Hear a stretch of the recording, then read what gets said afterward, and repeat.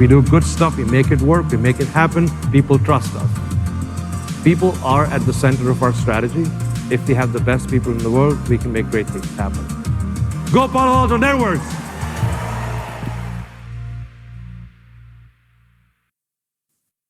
Good day, everyone, and welcome to Palo Alto Networks' fiscal fourth quarter 2022 earnings conference call. I am Clay Bilby, head of Palo Alto Networks Investor Relations. Please note that this call is being recorded today, Monday, August 22nd, 2022, at 1:30 p.m. Pacific Time. With me on today's call are Nikesh Arora, our Chairman and Chief Executive Officer, Lee Klarich, our Chief Product Officer, and Deepak Golecha, our Chief Financial Officer. You can find the press release and information to supplement today's discussion on our website at investors.paloaltonetworks.com. While there, please click on the link for events and presentations where you will find the investor presentation and supplemental information. In the course of today's conference call, we will make forward-looking statements and projections that involve risk and uncertainty that could cause actual results to differ materially from the forward-looking statements made in this presentation. These forward-looking statements are based on our current beliefs and information available to management as of today. Risks, uncertainties, and other factors that could cause actual results to differ are identified in the safe harbor statements provided in our earnings release and presentation and in our SEC filings.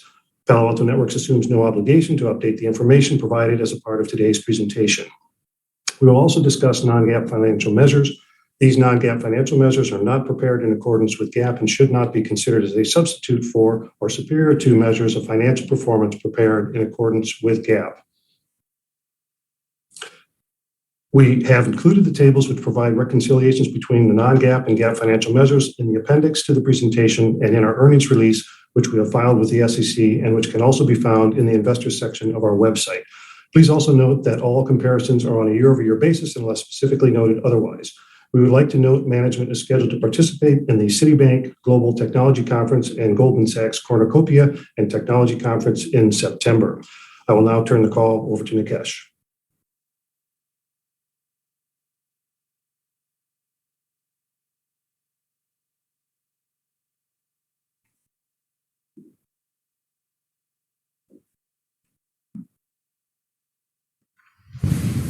Thank you, Clay. Good afternoon, and thank you for joining us today for our earnings call. As you can see from the video, we were excited to celebrate the 10th anniversary of our IPO in early July. Our employees are engaged and excited as we continue confidently on our mission to be the cybersecurity partner of choice. Moving to Q4, I'm pleased to report that we again saw very strong results, starting with top-line results that were well ahead of the guidance we initially outlined for the fiscal year 22. We delivered this growth while balancing our profitability commitments.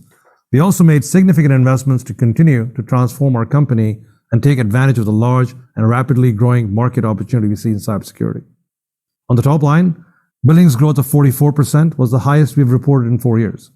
We also grew RPO ahead of our revenue growth rate. The key focus of our team has been rapidly positioning us as a constant cybersecurity innovator. And one way we measure our progress is how our NGS ARR develops. We're delighted to report this metric grew 60%, reaching $1.9 billion exiting the year. We are expecting it to reach $2.6 billion in FY23. If this was an independent startup, it would be amongst the fastest growing cybersecurity businesses to achieve scale. Within our core network security business, firewall as a platform, billings grew 26%.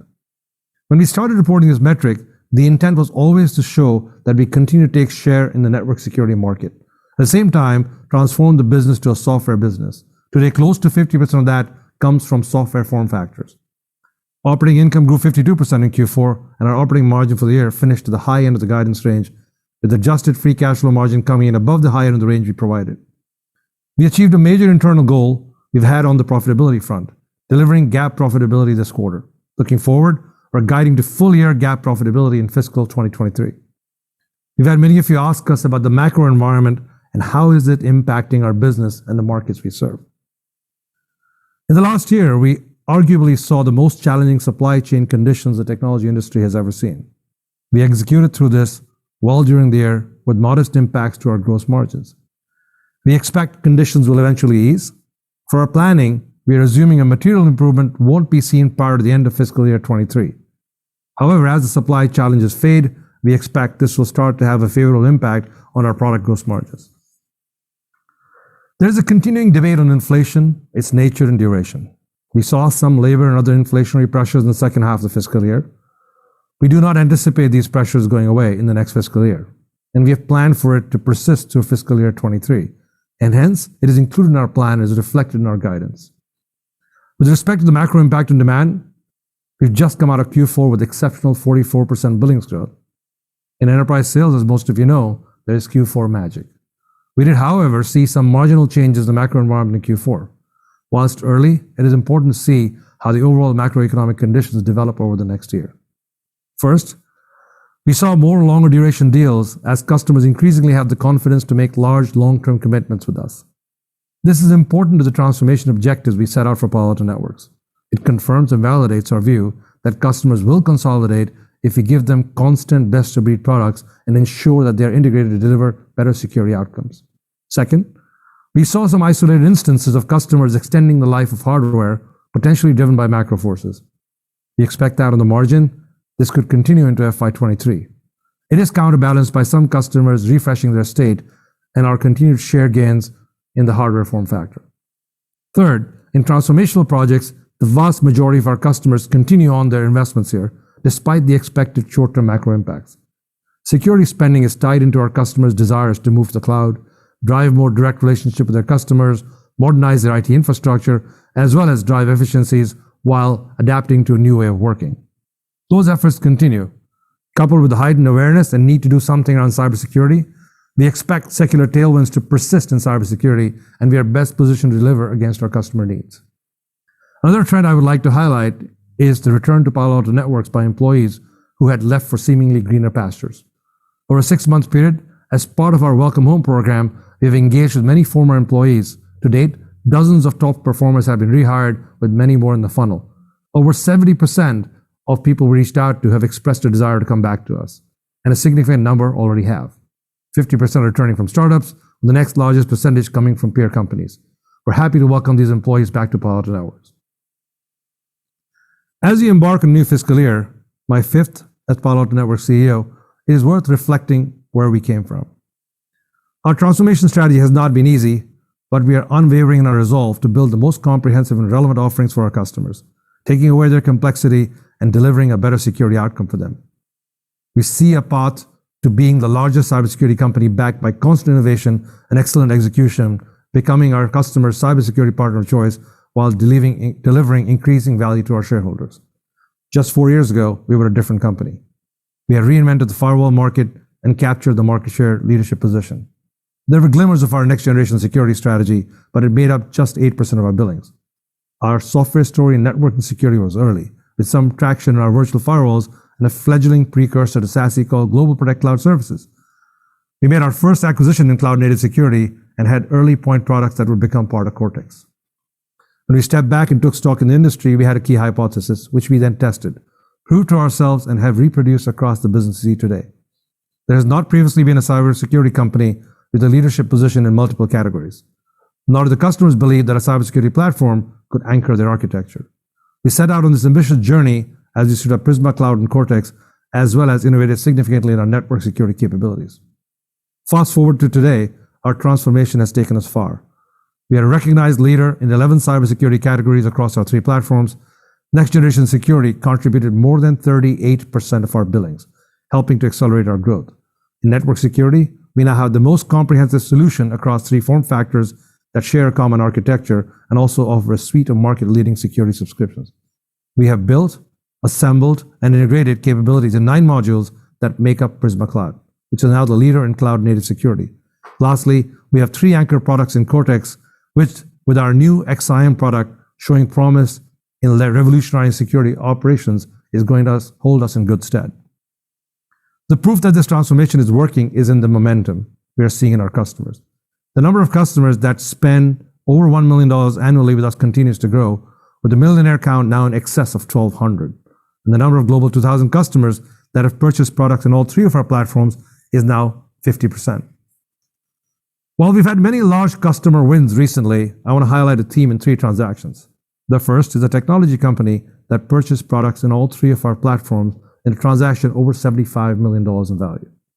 The second is a financial services company that standardized its network security in our platform, including adding VMs and deploying Prisma Cloud, spending north of $40 million. And the third, is a professional services company that spent over $75 million across Strata, Prisma, and Cortex. One of the outcomes from our transformation of the past 4 years is the steady increase in our subscription and support mix, primarily driven by the growth of our next-generation security business. Subscription and support now exceed 80% of our billings. This has resulted in greater predictability in our revenues. We have seen growing commitments from our customers represent a greater portion of our next year's revenue. As we enter fiscal year 23, that number is 59% at the midpoint of our guidance. Increasing revenue visibility gives us further confidence in our ability to invest and drive future growth. This number is over 70% for the revenue we expect in Q1. All of this has occurred while our revenue growth has accelerated from FY20 to FY22, in part due to the accelerated growth in our next-generation security offerings, while we have also taken share in traditional network security appliance form factors, as reported by third parties. Despite the success so far in our transformation, we still see significant potential ahead of us. We estimate our large addressable market to be growing at a rate of 14%.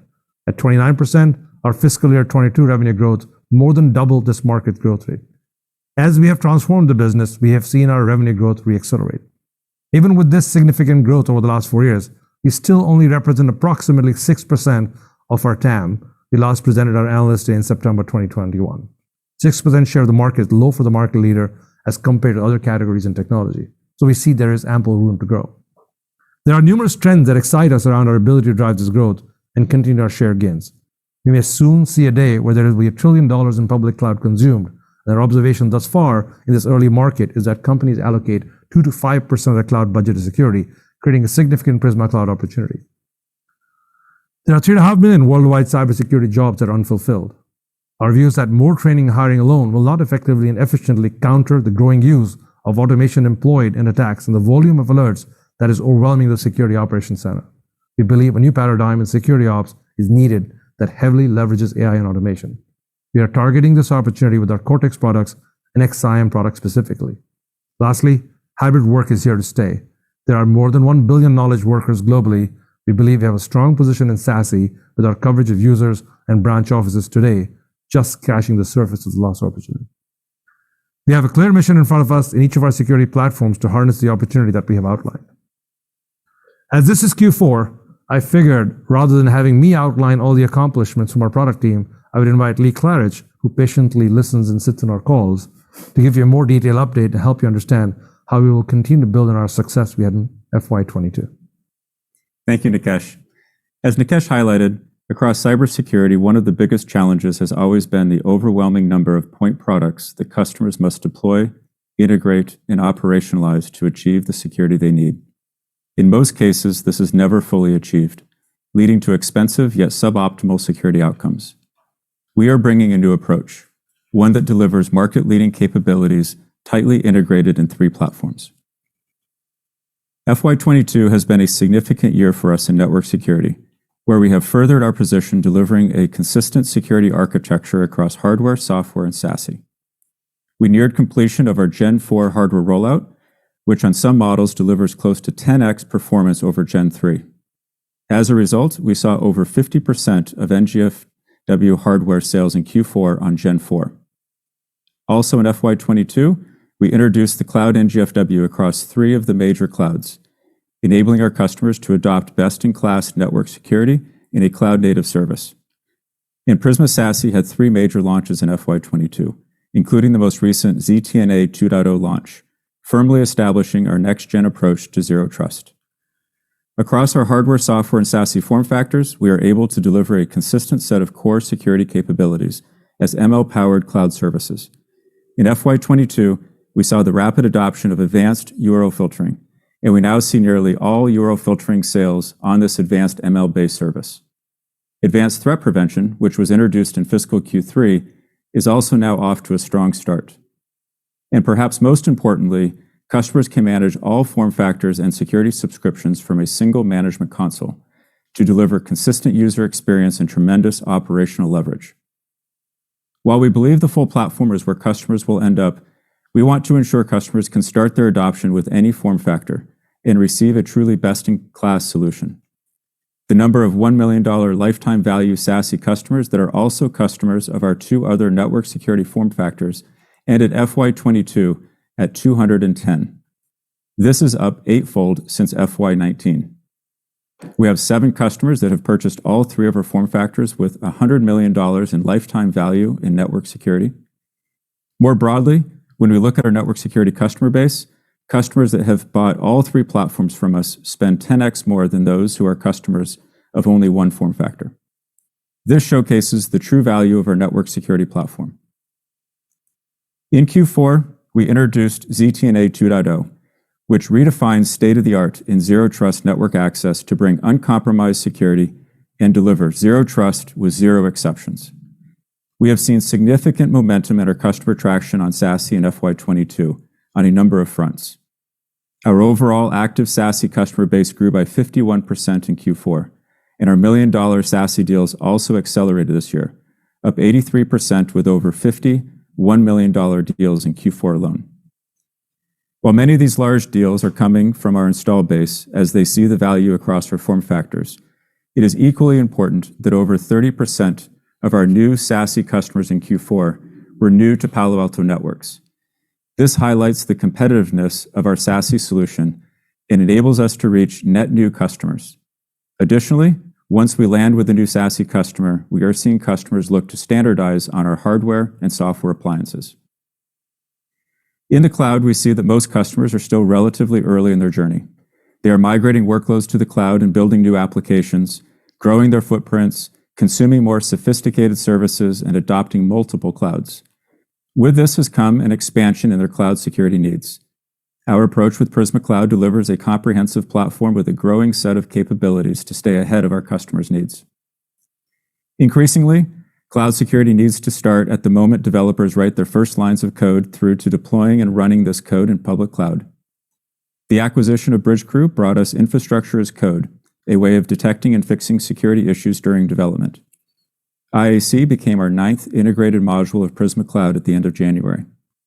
And in the first 6 months of availability, we already have over 200 customers, making it our fastest growing new module. We designed an incredibly easy way for our customers to activate any of the 9 modules and have grown the number of customers that use more than 3 modules to over a third, and those using 4 modules to nearly 20%. This frictionless module adoption has helped to fuel our 55% growth in credits consumed on the platform. We are also closing in on 2,000 customers for Prisma Cloud. It's great to see all the third-party recognition, like the SC Award as Best Cloud Workload Protection Solution that we announced today, but we're not done yet. We see several opportunities for new modules and will continue to look at both organic development and external technology to drive continued expansion of the Prisma Cloud platform. We are earlier in our Cortex platform journey, executing well across our 3 core product categories of XDR, security orchestration and automation, and attack surface management.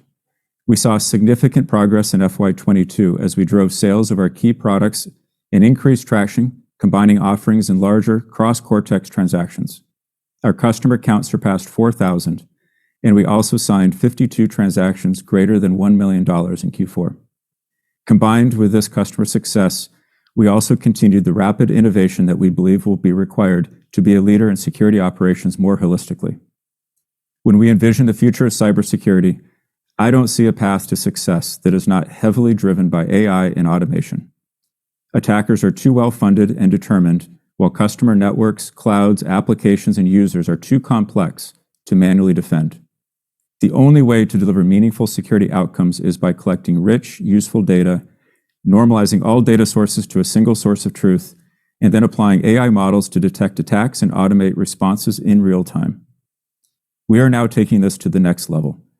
Earlier this year, we announced XIM, a fully integrated AI-driven SOC platform, and kicked off a program with a limited number of design partners to ensure we had strong product market fit. The results of this design partner program are incredibly encouraging, proving our assumptions about the value of good quality data powering AI-based attack detection and native automation simplifying and speeding response. And I'm happy to say our first paid customer was a 7-figure purchase, and most of the other design partners are likely to purchase in the coming months. We are on track to launch the product into a broader set of our customers in the first half of fiscal 23. We could not have accomplished all we have in the last several years in advancing our lead in network security, standing up our cloud-native security platform, and progressing toward the autonomous SOC without our investments in innovation. Over the last several years, our R&D spending has grown in order to enable our ambition to lead with the three platforms. You see this in major product releases, which reached nearly 50 in FY22. As we move into FY23, we are more committed than ever to leading in cybersecurity innovation. My team went through a rigorous process of prioritizing our most important investment areas across our three platforms. With the continued investment in R&D, I'm confident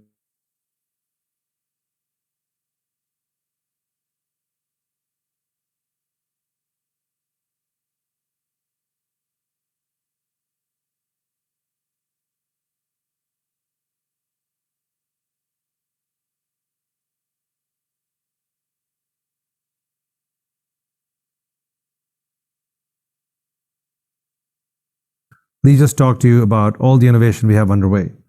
We continue to have confidence in our team's execution and the traction we're seeing across our platforms. We expect to continue to deliver strong results, in line with the profile we have talked about for the last year since our Analyst Day. For fiscal year 2023, this includes billings growth of 20 to 21% and revenue growth with increasing predictability that is in the mid-20s.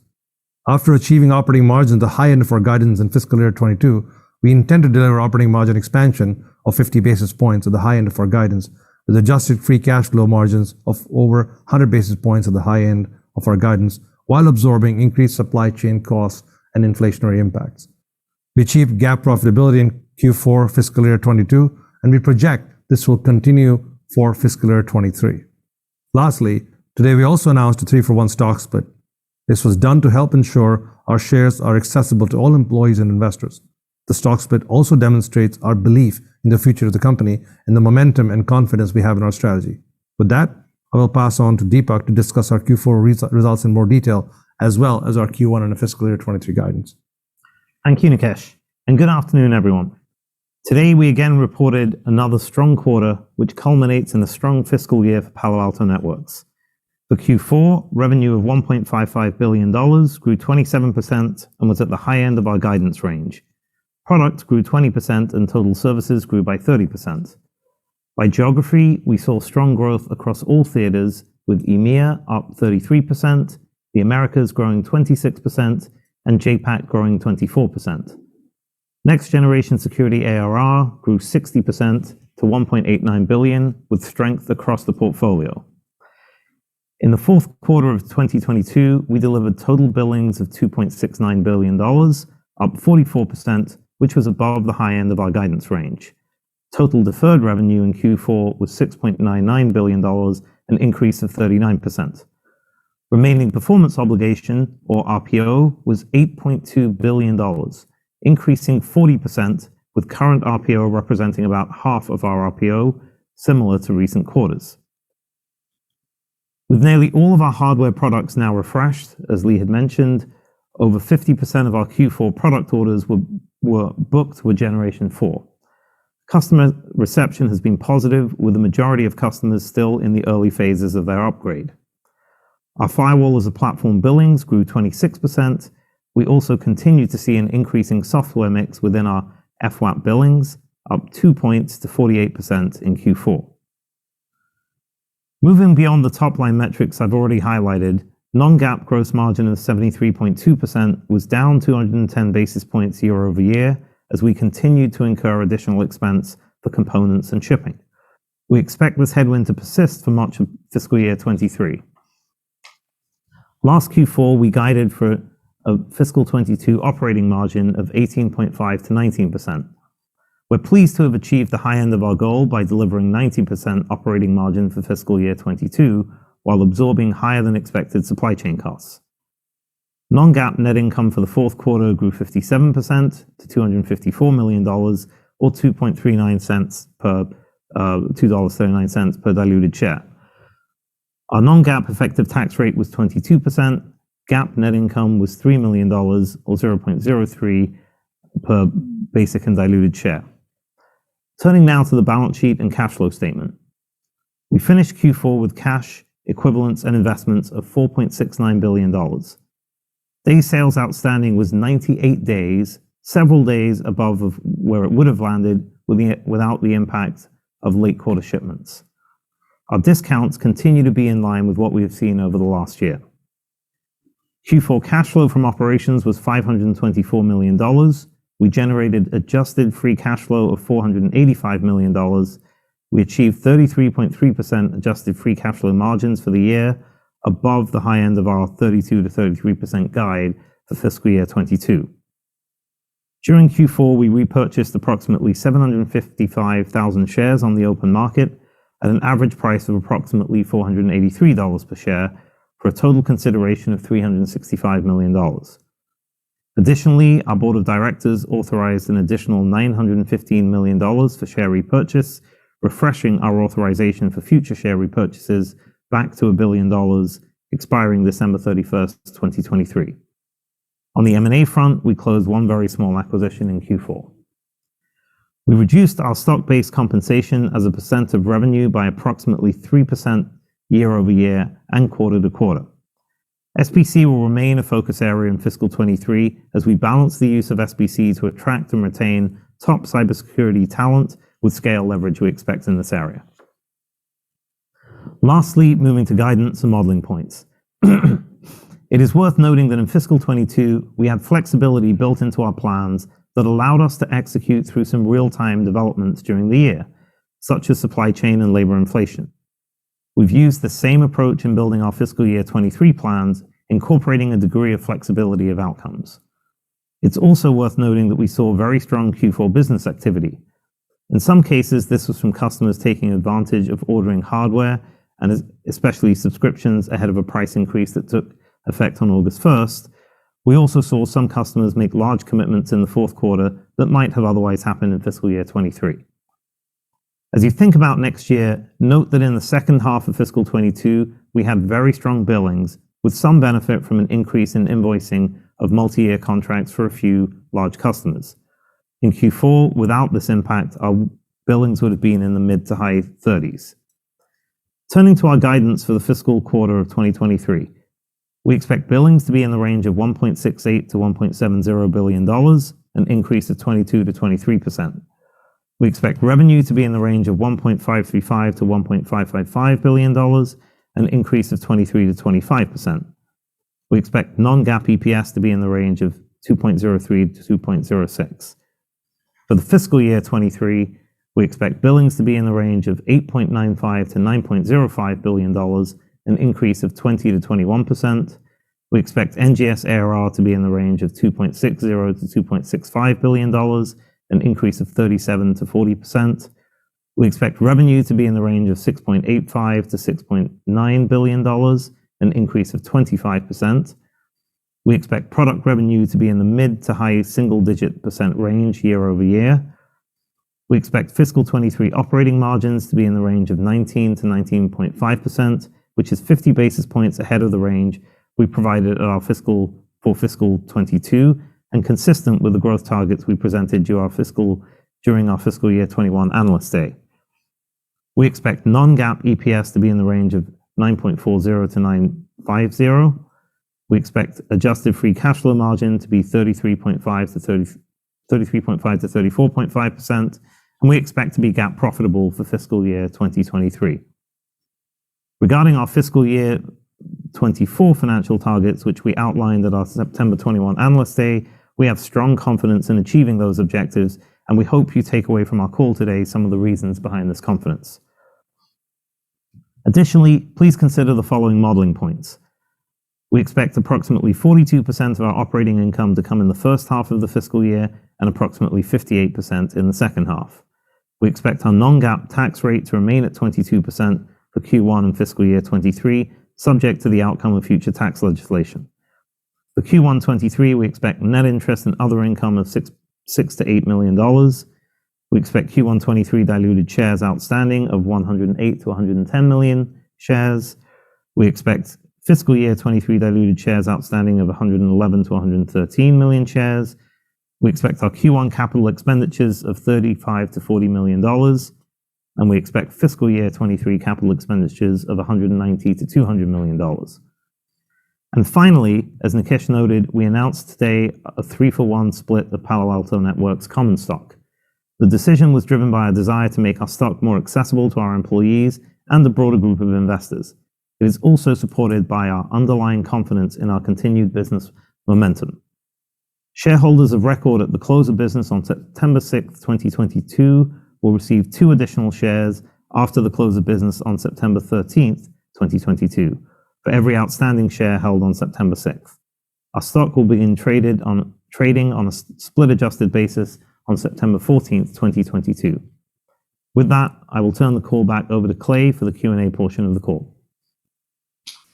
Great. Thank you, Deepak. To allow for broad participation, I would ask that each person ask only one question. The first question comes from Hamza Fodderwala of Morgan Stanley with Rob Owens to follow. Hamza, please ask your question.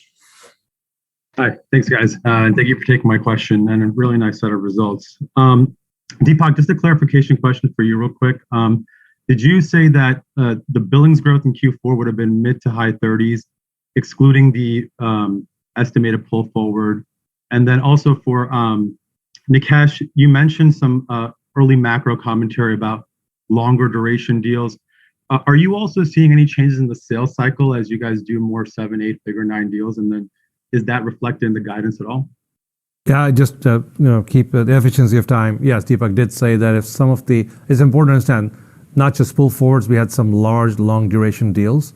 And if we normalize for them, we just want to make sure we set expectations for next year that 44 was exceptional. And some of that was because of some large, longer duration deals. And we normalize for that, then you'd end up in the mid to high 30s. So this is more precautionary on our part as opposed to telling you that we're not doing well.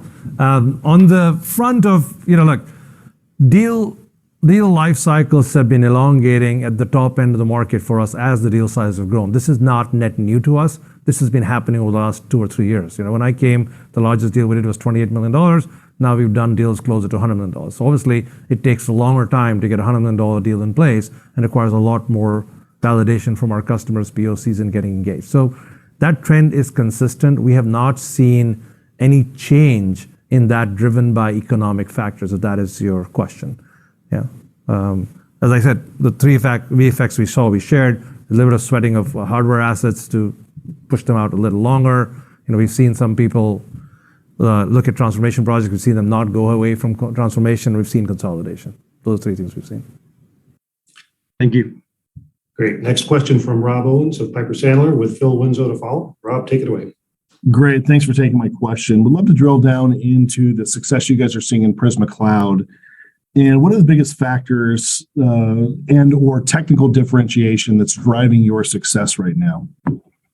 Let me give you a sort of an overarching picture, and Lee has been kind enough to at least elucidate our product capabilities. But very quickly, we're noticing that if you go out and look, there's hundreds of billions of dollars of cloud being sold by our cloud service providers, the top 5 around the world. And what is becoming clear is most of the top end or large customers are in multiple clouds. They're not just in one. We ourselves are in GCP and have AWS instances and a little bit of Azure. So we're seeing ourselves in multi-cloud scenarios. So one, that multi-cloud development is causing customers to look for a multi-cloud solution. And that's normally not driven by one cloud service provider. It's typically somebody like us. That's one part of it.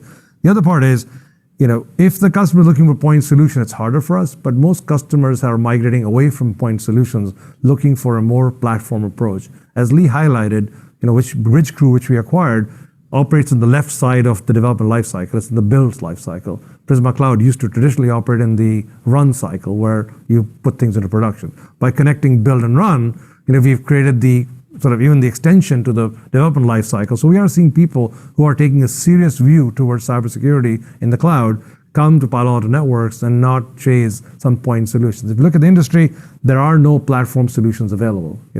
Most industry groups have already validated that, as the SC Awards we heard about this morning. So, Lee, do you want to add something? Technical differentiation? You've been well trained, Nikesh. All right, good.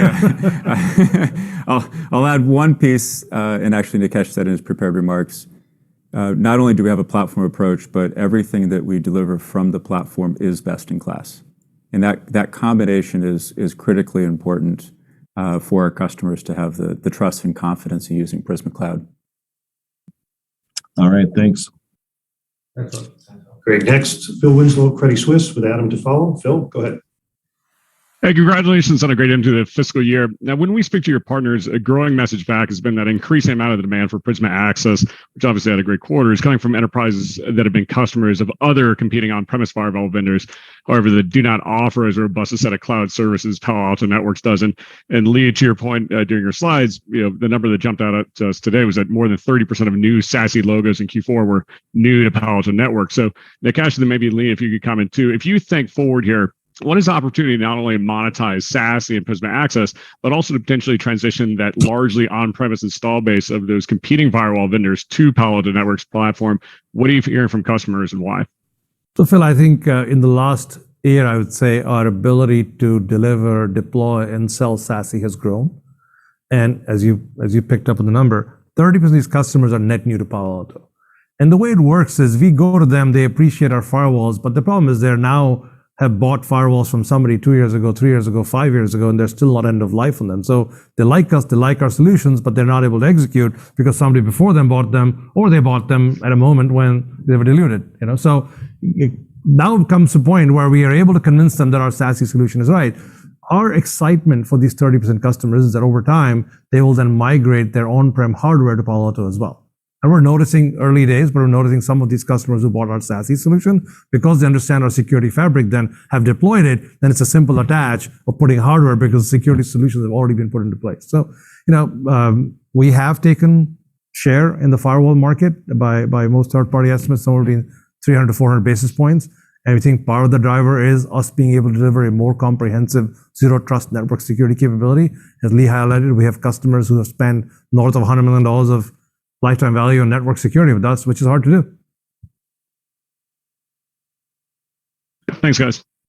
Great. Next is Adam Tyndall of Raymond James with Brian Essex to follow. Adam, go ahead. Okay, thank you very much. Nikesh, on the NGS portfolio, congrats on the success. You're just under $2 billion at this point, and I thought I'd maybe touch on the growth versus profitability algorithm for that piece of the business now that it's at this level of scale. If I look at the fiscal 23 guidance, it implies that new NGS ARR is going to be just over $700 million, which is a big number, but it's about the same dollar amount as you added in fiscal 22. If you could maybe speak to kind of this crossroads of opportunity to invest more for NGS ARR, maybe a new step function level of new ARR growth, versus is it a better opportunity now to harvest and improve profitability? And certainly any metrics you can provide on where you are and where you can go on NGS profitability would be great. Thank you. So I'm sorry, I'm confused. Are you saying 50, 60% growth is time to harvest or time to grow faster? Sometimes I can never make you guys happy. It's like 3 years ago, we said $1 billion. You guys are like, holy shit, that's a big number. You won't get there. We get you to 1.9 billion in 4 years. And you're sitting and saying, that's par for the course now. Just like start making more money. Look, as Lee highlighted, we are trying to balance our R&D spend with our growth aspirations. I personally believe there's so much room in the cybersecurity market, as we've demonstrated. Since I came, revenue growth is up 50% in terms of percentage growth. So we used to grow in the 19-20% range. We're growing at 28-29%. And I think that's a good place. It's such large numbers. We're going at a good number. We're going to keep balancing our investment, yet showing you fiscal prudence. Could I go spend more money and let the operating margin languish lower? Yes, but I don't want to. We promised that we'd keep extracting operating margin to make sure we're fiscally prudent, and we're going to do that. But at the same time, we use the opportunity of every dollar to make it more efficient and keep spending for growth. We think our growth profile, obviously, as you would expect, has improved for most of our products that we were taking bets on about 3 or 4 years ago. I think it's also important to understand, ARR is a leading indicator of revenue. So revenue comes in after ARR, and then your costs come in on day one. So yes, our operating margins for these new areas are getting better, in some cases getting to positive from negative, but I think we're still further away until you see the impact of the $700-800 million we added this year. As that flows into revenue, the next $700 flows into revenue, we hopefully will keep expanding operating margins, which is fueling our ability to give you that 50 basis point expansion over the years. But we're going to keep striking the balance. Great. Next is Brian Essex of Goldman Sachs with Fatima Boolani to follow. Go ahead, Brian. Great. Thank you for taking the question, and I'll echo my congratulations on the results as well. It's great to see. Maybe Nikesh, if you could help us reconcile what you're seeing on the product revenue side, particularly within the context of your guidance next year, particularly given what you said about consolidating share on your platform, early stages of refresh cycle, but it sounds like you got some great VM series traction, and the percentage of revenue of total firewall as a platform business is accelerating. What are the underlying assumptions behind that mid to high single digit product revenue growth? Where could you see upside, and how are things different underlying those expectations compared to what you're seeing today? Yeah, Brian, as thank you for the question, and thank you for your kind words. Look, we had the similar set of expectations last year going into this fiscal year, and we benefited from some price increases, as you know. We also benefited from some pull-through activities by customers because there was supply chain crisis and people were trying to make sure they're stocking up. We just want to be prudent. We don't anticipate more price increases because our philosophy is we don't want to keep driving prices up. Because when you keep increasing prices, when supply chain settles down, you have to cut prices. And I don't want to be in that scenario where we're showing you tremendous volatility in our product revenue growth. So that's kind of one factor, is the price normalization. The second factor is potential pull-in by customers because of supply chain constraints and ordering ahead. If you balance that out, we think the number is still in the low to high single digits. But again, as I've told you from perhaps 5 years ago, we are focusing on firewall as a platform. The more I drive SASE, the more I drive virtual firewalls, the better off we are as transitioning our business. As it's going to be highlighted, 70% of our revenue now is predictable going into next quarter. We highlighted that 80% of our software subscriptions coming from software. So we are trying to make sure we keep transforming this business of software business. We love our hardware business. It drives a lot of its install base. It drives lots of refreshes. It drives a lot of our advanced threat prevention capabilities. So please don't take away that that's not a favorite child of ours. But at the same time, we are cautious, and we're making sure we balance the growth in our hardware business with the thrust we're putting into SASE and cloud and Cortex. Very helpful. Thank you. Great. Next from Fatima Boolani of Citigroup with Saket Kalia next. Go ahead, Fatima. Thank you. Good afternoon, gentlemen. Thanks for taking my questions. Nikesh, for you, if I calculate, rough back of the envelope math, you had roughly maybe 10% of your billings tied to a handful of transactions. So as I think about large deal dependency and $75, $100 million deals becoming the norm at Palo Alto, how do you put your head together with Deepak to sort of put guardrails around the guidance as the business becomes a little bit more levered to some of these larger deals, especially given your scale? Let me back up. First of all, we were careful. We said mid to high 30s, so it's not exactly 10%. It's somewhere between 5 and 8%, if you will, just if you were doing back of the math envelope. But yes, 5 to 8%. But look, part of it is we also told we have 1,200 millionaire customers. I think in cybersecurity, that makes us the largest number of millionaire customers you can expect. There's a large amount of customers between that and the $1 million customers. 100 million and $1 million, there's a lot of people that have lots of numbers between 1 and 100. So you can expect we have people pretty much at every number.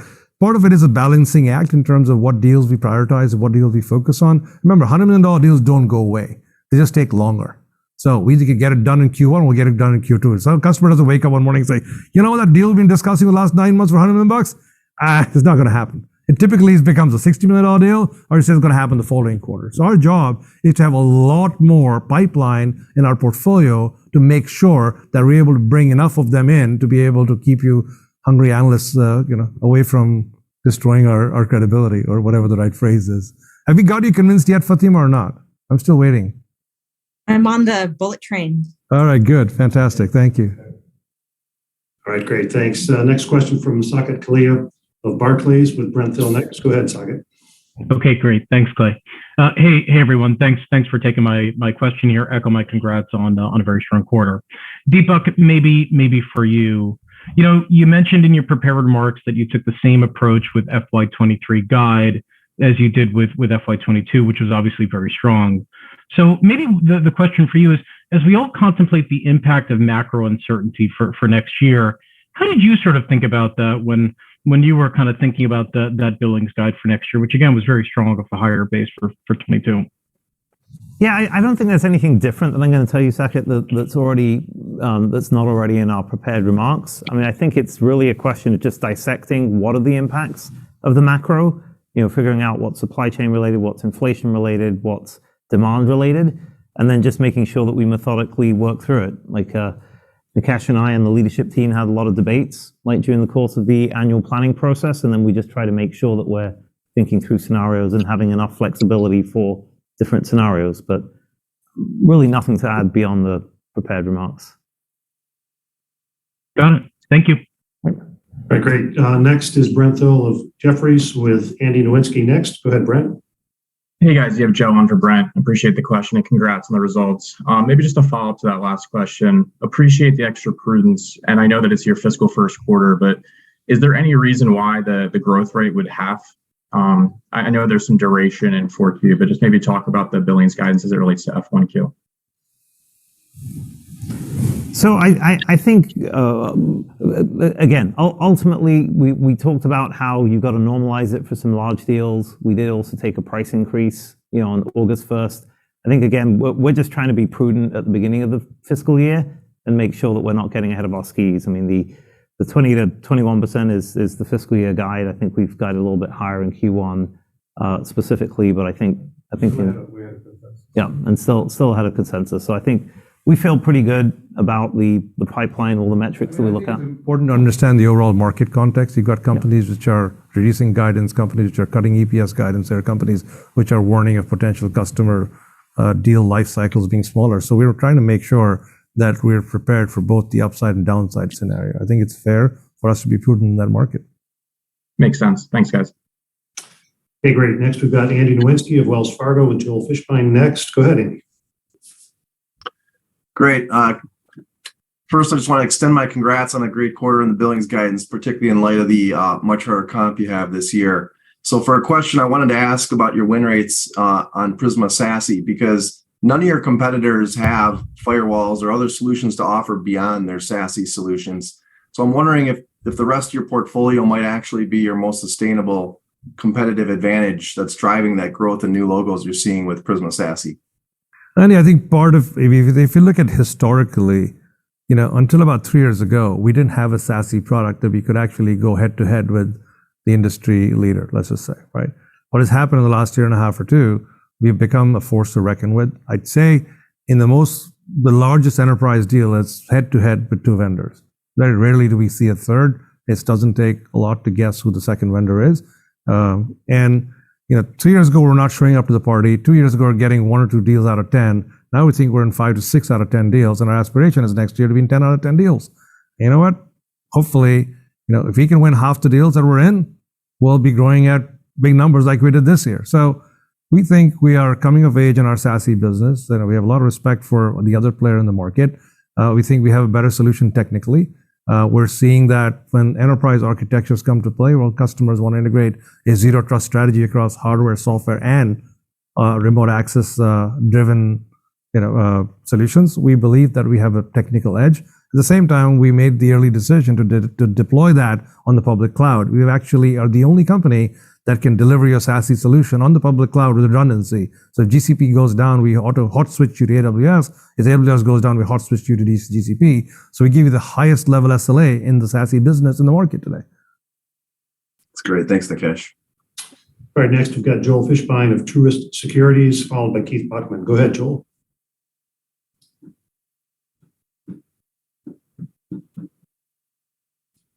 All right, we're going to give you one more shot here, Joel. Sorry about that. Thanks for taking my question. I was on mute. Nikesh, just wanted to follow up on Fed spending and SLED spending, particularly since Palo Alto is probably in the pole position to deal with the zero trust environment that the federal government's espousing a strategy around. And I would love to just get an update. It seems like there's a lot of rhetoric, but not a lot of spending. Yeah, Joel, as you'll appreciate, what typically happens when a new administration comes into place, the first 6 months, they spend the time getting to know each other. The next 6 months, they write a lot of executive orders, and then we get into implementation, if you're lucky, in year 2. So yes, we have seen great signs of alignment in the Fed market. We have seen some good executive orders that align towards more awareness around cybersecurity. As you know, the SEC is also looking at it, how to make it a more relevant conversation in boards. So all the signs are headed in the right direction. The fiscal year close for Fed comes in the next month and a half. So we should hopefully see some activity in Q1 around that. And I think next year should be a better year for Fed spending, especially around Zero Trust and SASE and cloud. Great. Thank you. All right, next is Keith Bachman of BMO with Greg Moskowitz to follow. Go ahead, Keith. Okay, can you hear me okay? Yep. Gotcha. Great. Lee, I wanted to bring you into the conversation for a second if I could. Lots of good metrics around Cortex. And I was just wondering how you're thinking about the growth potential in Cortex, and particularly with XIM coming in the first half. Does that, you think, actually cause an acceleration in growth in Cortex? And Deepak, if I could just ask a clarification, sneak one in here. For the billings guide, are you assuming duration neutral in FY23, or any kind of assumptions around duration and pricing that we should be thinking about in that 20 to 21 billings guide when you compare this year to last year? Many thanks. Yeah, thanks for the question, Keith. We saw another year of good traction with Cortex across XDR, XSOAR, and Expanse, and I anticipate that we'll continue to see that traction in FY23, given the product innovation that we've driven and will continue to drive across those three products and the value they provide. When I think about XIM, I think of it as being the start of a fairly exciting journey, but it's going to be a multi-year journey. I don't see it as being just a quick hit. It's a more architectural transformation that is truly what I believe customers need, but it will take a little bit longer for that to fully play out. And I'm very encouraged by the design partner program we ran, but we're going to see that play out over the course of the next year, and hopefully that sets the foundation for the years to come. Okay, great. And then just to answer your question on duration and pricing, no significant changes on duration and no additional pricing beyond the ones that we've already announced. Recall August 1st, we did have a price increase that was about 5% on our hardware. Okay, great. Many thanks. Thanks, Keith. All right, Greg Moskowitz, Mizuho Securities, followed by Matt Hedberg. Greg, go ahead. All right, thanks, Clay. So, Nikesh, at the beginning of your fiscal 22 year, you spoke about a more incremental period, a more moderate period, if you will, as it relates to acquisitions. But earlier, Lee did also mention several opportunities for new modules and, with valuation multiples having generally come in. Curious how you're thinking about M&A in fiscal 23. Look, we outlined that it's harder to do M&A now than it was 3 or 4 years ago because we had such a wide canvas or blank canvas in terms of various opportunities where we could go make acquisitions. Today, we have to balance the idea of an acquisition to make sure that is it consistent with our product strategy, and is it an overlapping acquisition, or is it a complementary acquisition where we can integrate over time. So that reduces the amount of the opportunity out there. As I've always said, we're very focused on product area acquisitions as opposed to go-to-market acquisitions, because we have as you can see from our ARR and NGS, $1.9 billion, we have the ability to go sell good stuff if we get good stuff from our product better than here. So I think we will continue to stay on the lookout and scan the market. We're not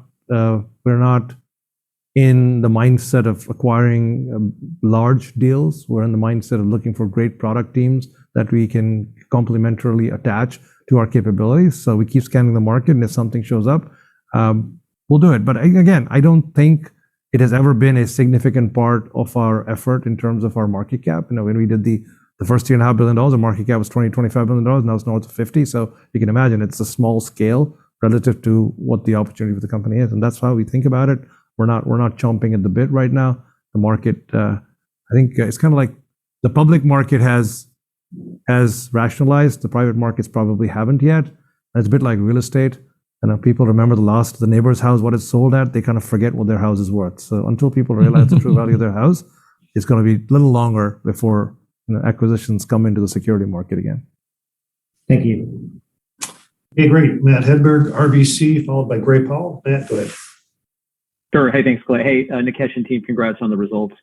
The success of your SASE portfolio is obviously impressive. I'm wondering, as you approach a new fiscal year, are there things that you're doing from a go-to-market perspective to even drive higher cross-sell? I believe you have about 54,000 firewall customers and now just shy of 3,600 SASE customers. Just kind of curious how you think about maybe driving even more cross-sell Yes. into what has obviously been. So Matt, thank you for the question. It's a great question. It's something our management team has spent a lot of time thinking about. And what we are doing going into this fiscal year is we used to have SASE sales specialists. And what we've done is we have merged them into our core sales team, and we've been running boot camps the last 6 to 8 weeks, training everybody out in the field for SASE. So we're converting our entire core field team, our network security team, into a SASE first team, which is the only way we can get amplification across 2,000 sellers and actually go make sure there's a SASE opportunity to be uncovered at every customer. So we think SASE has come of age. We think SASE is the linchpin towards our network security strategy. We think this is going to be a very, very large market in the next 5 to 10 years. And we think we're one of 2 vendors in the market who will be invited to every opportunity, and we hope to win our disproportionate share. Best of luck. Thank you. Thanks. All right. Yeah, great. Our last question for the day from Gray Powell with BTIG. Gray, go ahead. All right. Thank you very much. And congratulations on the strong results.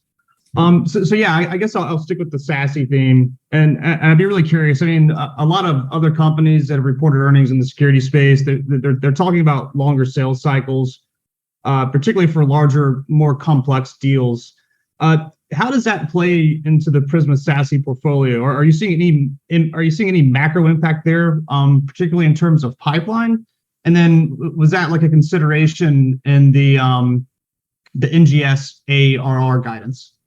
Look, Gray, as I said, first and foremost, the large complex deals take longer to get done. And SASE does take longer because customers, SASE is just not buying a security and bolting it on. It's actually re-architecting your network access. This is how your laptop dials into your work if you're using Palo Alto SASE or Prisma SASE. So it's kind of important because if your laptop doesn't get access to PTIG's infrastructure, you're in trouble. So it becomes a network play as much as a security play. So teams take a little longer to get it done. So I think that's kind of part of the process, less so the macroeconomic concerns, if you will. It's really doing the technology transformation and agreeing to do it as an organization. That's what takes a little longer. In terms of our guidance, look, there's a whole bunches of puts and takes that are going in there. There's secular tailwinds. We obviously have a sense of the pipeline going into next year. And as Fatima asked, we did some big deals. Guess what? We didn't do some big deals, right? We couldn't have done every deal. So there's a bunch of deals that are still waiting in the wings. Yes, they're larger and they're binary, that if they all don't come in, we'll have to go hustle. If they all come in, we'll be in a great place. But our job as management is to balance all these factors. We got to balance inflation, supply chain, deal cycles, various product investments. So I think across the balance, if you look, we think our guidance is prudent across all these factors, where we think some of them might be better for us, some of them may be worse, but on the margin, we think we can deliver the guidance as presented to you. All right. Sounds good. Thank you. Thank you. Great. Thanks. That will conclude our Q&A. I'll turn it back over to Nikesh for his closing remarks. Well, first of all, thank you everyone for your attention and your questions and for joining us. We look forward to seeing many of you after this in separate calls as well as upcoming conferences. I also want to thank our customers, partners, and of course, most of all, our employees who make us the great place that we are. With that, go follow the networks.